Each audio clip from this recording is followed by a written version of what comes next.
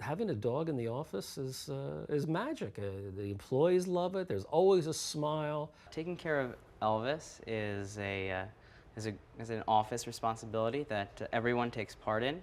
The dog dial is a great way to manage Elvis's activities. We're able to make everyone aware in the office of when the last time Elvis has been walked, fed, and in case there was an accident in the office, we can look back and see the last time that he had been walked. All my life, I've never really interacted with dogs, and it was interesting because the first day, most companies will give you an orientation like, this is your job, this is, how you run certain things and write proper emails and this, that, and the other. I got the training on how to walk a dog. Why don't we do like a housekeeping announcement using the dog? Like we could do in case of a fire, because I can get Elvis to do those kind of tricks. I'm a physician, but I don't see patients anymore. I have a medical education company, and an offshoot of that is a website called thedoctorschannel.com. And doctors have precious few minutes during the day. They get information, so we decided, why don't we make these short little videos that get right to the point? So we thought, let's use Elvis in some of these videos for education. Let's have a little fun. Let's be human with our audience. All right, no, don't give me the high five. Right here. A lot of what David does is sort of like a very flash of genius type of moment where it'll all come in 1 second, like we're gonna have this great idea and we're just gonna act on it very quickly. And I've noticed that when Elvis is involved in those ideas, those flash of geniuses tend to come a lot quicker. Who would have thought that a bedspread was gonna make a great hospital gown? Okay, come on, let's go. I'm here with my little buddy Elvis, who just got back from the vet. In fact, he just got back 2 seconds ago. He hasn't even had time to take off his hospital gown. It's hard to get too upset or too angry at anything when you have this, energetic little pup running around and just wanting attention, and I think that everybody is just a little bit more at ease. Working with dogs, it's been very inspiring. Overall, it's looking way better than I thought it was going to look. Really? It doesn't feel like that. I know, but it's looking, funny enough, it looks better. It's really inspired me to be creative in the sense of number one, how do you use them within the context of theatre and art? And two, how do you become creative with your training to be able to get them to perform on a stage? There's a very good likelihood that Chris, the guy who's going to get bitten, is going to get bruised. I can't stop that part. I'll get him off, I'm going that way, and then you're still going to have your last gasps of life in you. And the protection dog element into the show, the purpose of it is to shock people, is to give them that scary moment. If the dog's trained well, there's no animosity in the dog. The dog's not doing it because it dislikes the person. It's doing it because it's told to do it. That's all. Out! Ty's very, very friendly dog. He's quite happy. He'll bite you, kiss you, hug you. It's all the same to him.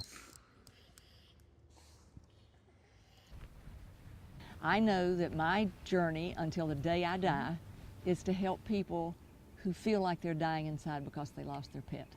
And then Friend being born with a B on its bottom, I took that as a sign to redirect my life and to help those that were grieving from pet loss and to understand that there is another option, that death isn't final and that reincarnation is real. I get a lot of kisses, but it's good to get live kisses. Most of my dogs, I don't get the kisses until they come back. Well, when I look at a puppy or an animal, I look at their energy. And when the minute you said to me and sent me Harper's pictures, I looked at her picture and I went, this dog has been with her before. Look at the energy of Harper's eyes and the puppy you had when you were 3 years old, and it's going to be the same dog. And I think one of the things that she's going to be doing is teaching you a stability. I think in your life has had moments that were very unstable. This is true. She'll be there for your first child to be born, and she will teach you the meaning of family. No. Well, that's how I really got my name, Mama Hawk. I was a 5th grade teacher on the West Side, and most of my parents were 22 and 23, and the children were 10 years old. And they didn't know how to do a lot of the basic things that needed to be done for children. And I kept teaching them, and then they said, you're a mama, you're our mama. And they gave me the name Mama Hawk. I would come home, and there'll be another group of children in the house. And I'm like, who are these people? My mother would have watched television, I think Nightline, and the people lived in Chicago and needed some place to stay. And she brought them home. or my mother's a school teacher and children needed a place. Next thing I know, these are your little sisters and brothers and they're home with us. We're going to take our basement and make it an emergency room hospital for injured and wounded animals.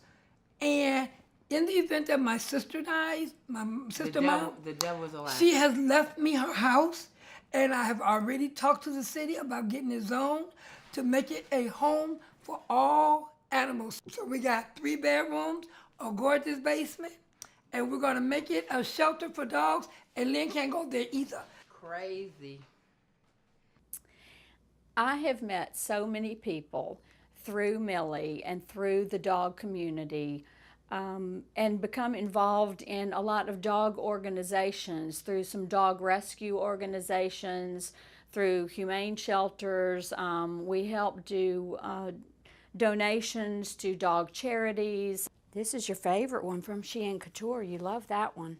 I just never realized that there were so many organizations out there who are just so underfunded and need the money. Oh look, here's your brownie uniform in case you have a Pup Scout meeting while we're here. New York is the greatest city to visit. There are restaurants that we can take the dogs to and sit outside and eat lunch with the dogs. It's just a great place to interact with your dog. You have to have Good, right? Yep. That's a purchase. I love New York. I've been here 31 years now. I love Broadway, the theater, off-Broadway. I love the movies. I love the restaurants. I love the sports, and I was out every night. Then all of a sudden, Elvis comes in my life, and I started to realize, you know what? I enjoy staying at home.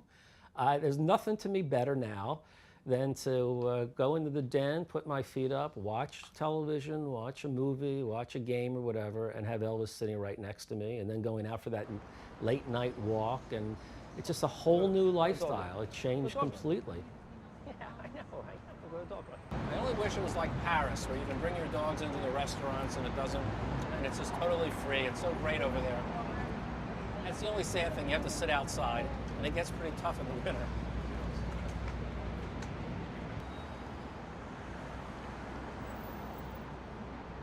We were visiting a patient who had, unfortunately, Parkinson's disease. He had not moved in 6 months. I put Phoebe on his bed, and he moved his hand to pet her.